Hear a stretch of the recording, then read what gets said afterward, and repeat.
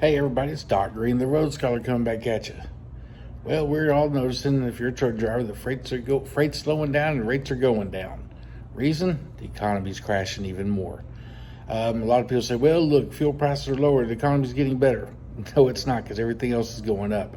All these companies, if you watch the stock market and everything, took big hits because they didn't meet projections on what they thought they were going to make. They all fell short. When they do, they have to start cutting back. And the first place they start cutting back is on shipping. So the rates start cutting back and everything. Everyone goes, well, our rates are cutting back because fuel prices went back down. No, that's not partially, but not as much as rates have dropped. And if you notice, freight's moving a lot slower now. We're having to wait longer. Our trips aren't coming in ahead of time with DART like they used to do. A lot of companies out here are not getting freight on time. Some drivers are sitting still waiting a day or two for freight. And the reason is because freight's slowing down. The reason the freight's slowing down is not because we're producing less, it's because the shippers are literally holding back on the freight. They're not paying the higher rates right now, so they're holding back the freight until the brokers and everything agree to take it at a lower cost. Simple as that. So it's not that the fuel prices went down and this and that and everything, and that's the reason our rates are going down.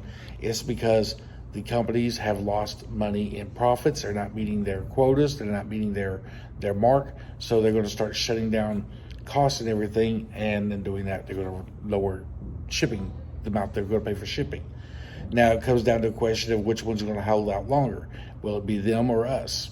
Of course, we all got bills to pay, so our brokers are trying to keep drivers moving, so they're taking the freight at the lower rates. On top of that, we also have the threat of a possible railroad union shutdown. Now, if that happens, rates will definitely have to go back up, because we're going to be the only way to ship stuff at that point. That would be a good thing for us. It would be a bad thing for the country. It would be a good thing for truckers. But we would be overwhelmed, and the economy will continue crashing as that hurts the supply chain and everything. And it seems like the union figured out this is probably the best time. COVID's coming down to a slow halt. They're saying it should be over with in a few months, and everything's slowly getting back to normal. And as the economy builds back up, now that we're out of the emergency situation, the unions are starting to say, hey, this would be the perfect time for us to threaten to strike, go on strike or something, because the economy is still not recovered. And right now we can still deliver a pretty hard hit where the public will demand that we start getting, like paid leave and everything like that, like the railroad workers want. And probably so, they're probably right, because they do deserve paid time off or paid sick leave and stuff. So yeah, they need that, and the railroads will make enough money where they can afford that. And so that's probably where that direction is heading. Of course, the Biden administration is trying to prevent a strike, and which is funny because it seems like they're teaming up with the company, the railroads, and saying, hey, look, guys, we'll give you this, but you can't strike right now. Which kind of goes in the face, because the unions support the Democrats. So really, Biden and them should be supporting the unions, but they know that if the unions go on strike, what a blow this will be to the economy, an already damaged economy where his numbers are already in the tank.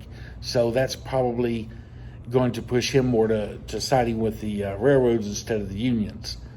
Bernie Sanders, of course, the self-proclaimed communist, says no, we should stick on the side of the unions. So, but that's not a real popular idea right now, especially if you go to the store. Bacon costs, $12 a pack in Texas anyway.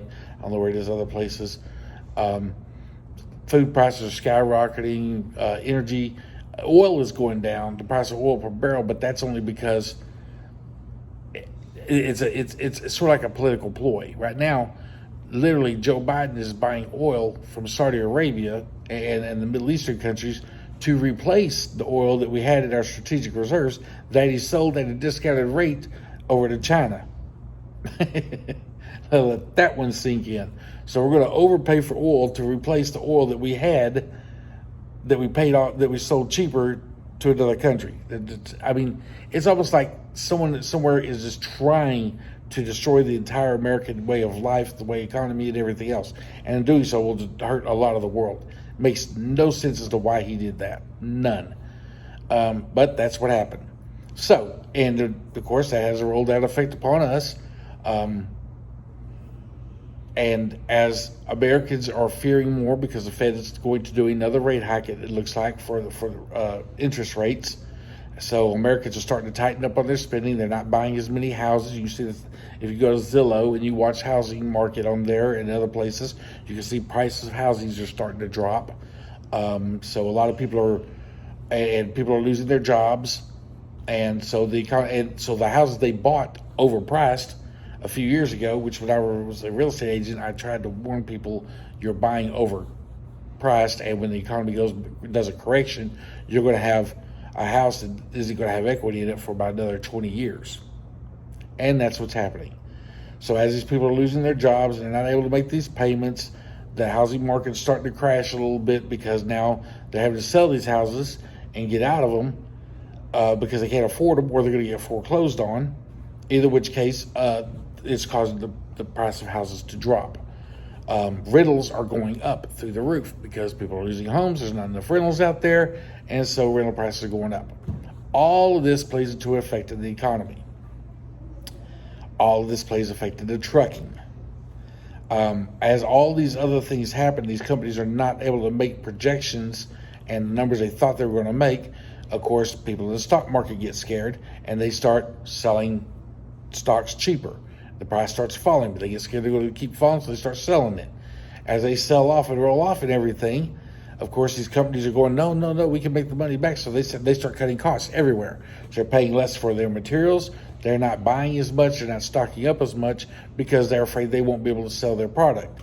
And, of course, that means they're not shipping as much. When they're not shipping as much, that hurts us. So that's how that whole system is starting to play out. They're not going to hurt themselves or their profits or anything before we take a hit. We're going to take a hit way before they do. And that's what's happening right now. So, yes, we are seeing less freight go out. We're seeing slower freight, lower rates. And it looks like it's going to be that way for about the next quarter at least. I'm going to say probably for the next 6 months. A lot of people say, oh, yeah, but when the Republicans take over, it's not going to change anything. They still have to change projections. The Republicans don't have a plan. So right now it's just we got to stop this roll downhill. We got to stop that first before we start trying to figure out how to get out of it. And we got into such a overspending on the stimulus package and everything that we're nowhere near stopping. We're still on a downward slope. And it looks like it's going to be that way for a while. And, of course, the government does the student loan bailout and everything, which is going to cause less tax dollars to be spent on other things. So, yeah, this whole thing doesn't make any sense. And, of course, they're also raising taxes on people. And even the Democrat economists and stuff are looking at this going, but you don't raise taxes during a recession. But he's doing it. So all of this is going to have a bad effect, bad turnaround, and it's going to affect us for years. Even if we get an elected, even if Democrats or Republicans win the House and Senate and the next presidential run, it will still take another couple of years past that for us to start correcting and getting back out of this mess. So that's where we stand. Just want to give you a heads up. It's not going to change. A lot of people, younger people, looking for jobs other than what they've been going to school for and everything. Some are looking at trucking jobs. This is not the right time to get into trucking at all. A lot of drivers out here are not making their bills. They're not making their lease payments. They're starting to lose their trucks. And I've told y'all so many times before. I will tell you again. Trucker Todd's told you. Shannon's told you. So many other drivers out here saying this on YouTube. If you do not have the money stacked up, $5,000 to $10,000 in the bank, do not rush in here and get a lease. You're not ready for one. Some of you did. Some of you losing your trucks, and now you can't figure out why. And these are things I tried to warn you about. And so you can't say, well, the company lied to me. No, the company didn't lie to you. They told you what was happening at that time. And that's where we stand. So y'all have a great one. I'm out till the next video.